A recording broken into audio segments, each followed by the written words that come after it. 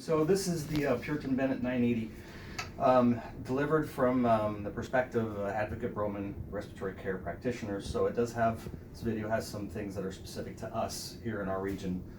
So this is going to be a four-part video series. The first part is going to be the exterior features of the machine, the exhalation filter, and a few little quirks on the outside. And then the second part will be the short self-test, or the SST. The third part will be the patient setup, the modes and parameters. And then the fourth part will be a little bit of the neonatal intervention. So without further ado, I'm going to show you the first quirk that they are working on. Sometimes this machine, whenever you plug it into the AC power, it will have a continuous, high-pitched, loud, audible alarm. Now they're working on this, and it doesn't happen all the time, so we'll just see here. Okay, there, you hear that? That's incorrect. How to fix that is to unplug it, plug it back in. So, that's what it's supposed to do. Apparently that's a software upgrade that they are working on. Okay, it does have a proprietary N100 exhalation filter. It's pretty slick. There's a little bit of a situation going on here. Underneath here is your expiratory flow transducer. Now, these things are expensive and they get damaged all the time. So what I'm going to show you, you generally don't have to mess with this, but if it becomes loose in transit without a filter in there, it's not going to pass the leak test. So what you want to do is you want to put your thumb in this part and just grab this outside area, give it a little wiggle, and there he is. And you see where my thumb is? What you want to do is to keep your finger from going in there, because there are wire filaments in there that you will break it. About an $800 price tag on this guy.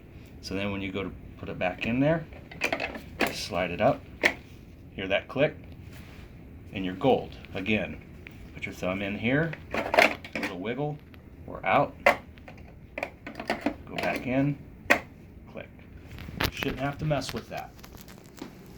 Now,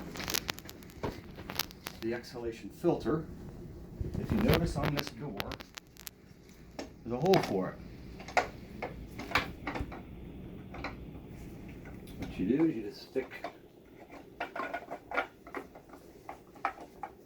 your exhalation limb connection through that hole, close the door, and fasten it shut, just like that, and you're gold. Now you can hook it back up. You can put your exhalation limb on. Now on the inspiratory limb, they do recommend using a bacteriostatic filter. This does not have to be this kind of filter. It can be any bacteriostatic filter. In our case, ours are white, and those are just fine. This does not have to be anything special. The reason that is on there is that if the expiratory limb ever got pinched or occluded with water, this machine will actually ventilate just through the inspiratory limb alone.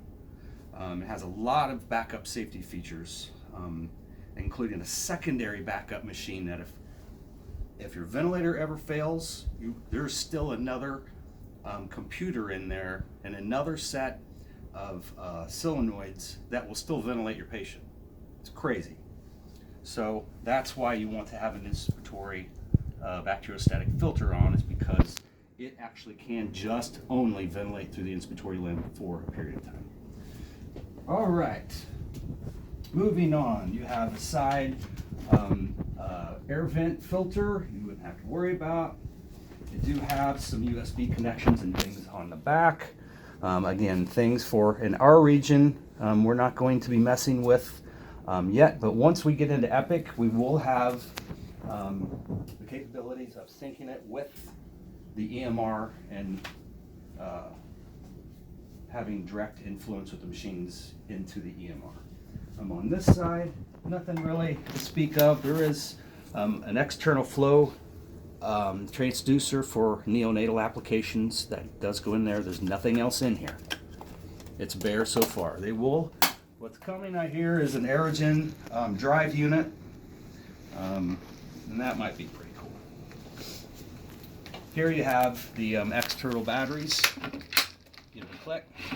In order to remove this one, you have to remove this thumb screw. There are 4 batteries. One's in charge, 2 are in charge of the machine, and the other 2 are in charge of the internal air compressor. So if need be, you can just run this with oxygen for a while, which is pretty slick. This basically is going to become our new transport van. Okay, that should do us for part 1, and we're going to move on to the short self-test.